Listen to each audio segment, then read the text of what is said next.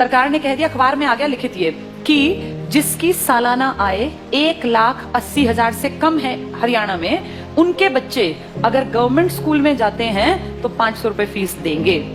Free में नहीं, 500 रुपए फीस देनी पड़ेगी।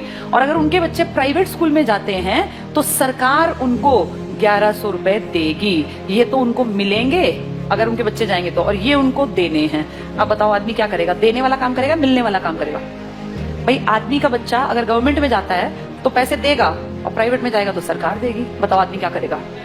प्राइवेट भेजेगा, अपने घर से 500 क्यों लगाएगा? एक तो सरकारी, एक तो प्राइवेट। तो आम जो ये गरीब आदमी अपने बच्चे को कहाँ भेजेगा? ये देखो कितनी अच्छी चाल है, अगर तुम्हें समझ में आया तो। ये चल रही है सरकार।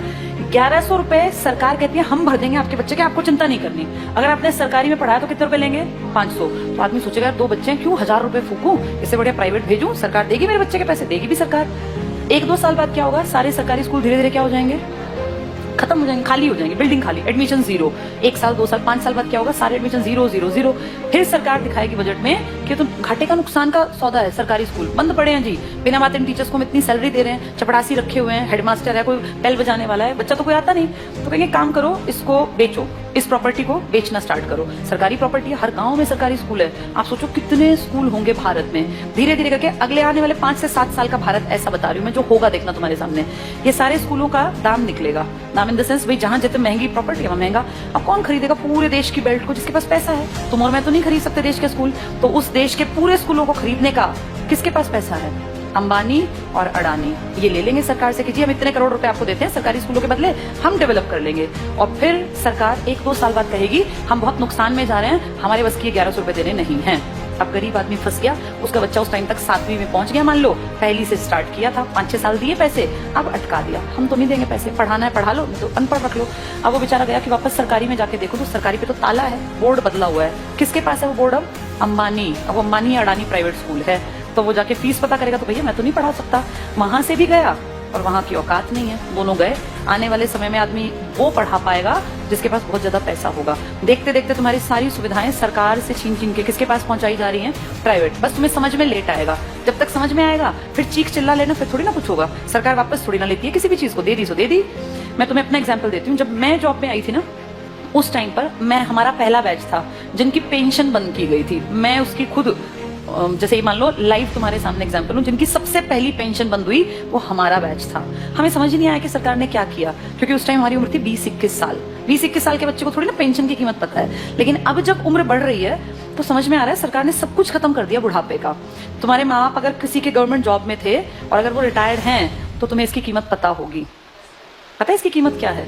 किसी के सामने आखिरी सांस तक हाथ नहीं फैलाना पड़ता। ये है पेंशन की कीमत। आपका बेटा निकम्मा निकले, नालायक निकले, बेटी आपके लिए कुछ ना करे, आपको चिंता ही नहीं। आपकी पेंशन आती है, 5-7 हजार रुपए में झाड़ू पोछा कपड़े बर्तन धोने वाली मिल जाती है। कोई भी एक मेड रख लो, 5-10 हजार की खाने वाली। बुढ़ापे में पैसा बचा के करोगे क्या? अगर तुम्हें सरकार से 35 हजार भी मिलते हैं तो तुम अपने ऊपर खर्च करो ना, क्यों किसी के सहारे बैठे रहना? और जिनके पास पैसे होते हैं ना, बुढ़ापे में वो प्यारे भी लगते हैं सबको। जिसके पास पैसा नहीं है ना, वो बोझ लगता है। फैक्ट है। तुम्हें अपना चश्मा बनवाना है, तुम्हें क्यों बेटा मेरा चश्मा, क्या जरूरत है बेटे की? तुम्हारे पास पैसे हैं, जाओ मार्केट, अपना घूमते फिरते जाओ, अपना टहलते हुए चश्मा बनवा लाओ।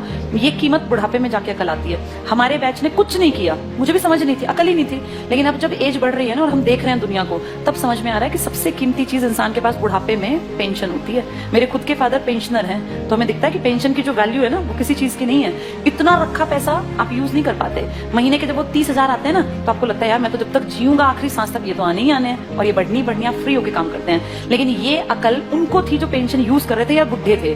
पेंशन रोकी किसकी गई? जवानों की, जिनको अकल नहीं थी। हमें थोड़ी ना अकल थी 20-21 साल में कि पेंशन बंद करने से किसी ने कुछ कहा ही नहीं। सरकार ने सीधे कह दिया अब के बाद आगे जो बच्चे आएंगे नौकरियों में उनको पेंशन नहीं मिलेगी।